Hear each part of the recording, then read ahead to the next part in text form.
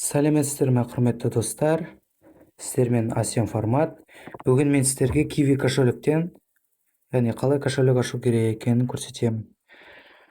Бұл өте оңай, яғни бірінші Chromeға кіреміз.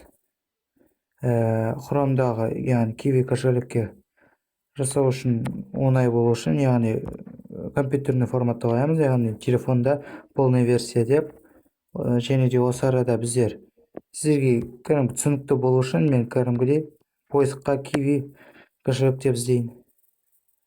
Осы арада бізде Kiwi қазір. Міне. Яғни сайты шықты. Осы арада Chrome'мен кіреміз. Яғни осы арада, яғни сізде Kiwi кошелегіңіз болса, онда сіз войти деп бірден кіріп кете аласыз. Егер де сізде Kiwi кошелек болмаса, онда әрине сіз создать кошелек таңбасын басып, өзіңізге кошелек ашасыз. Яғни менің номерім 8, яғни 8747 88 74 953. Мен рот емеспін. Осы арада сізге, яғни, сообщение келу керек. Міне, қазір, яғни, маған SMS түрінде сообщение келеді. Осы сообщениедағы біздер хабарламадағы, яғни, белгілі код номерін жазу керекпіз. Мысалы, міне.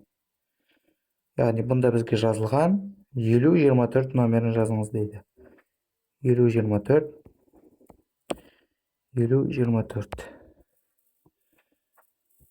Және де осыған кіру үшін, яғни өзіңізге пароль ойлап табыңыз дейді. Яғни мен парольді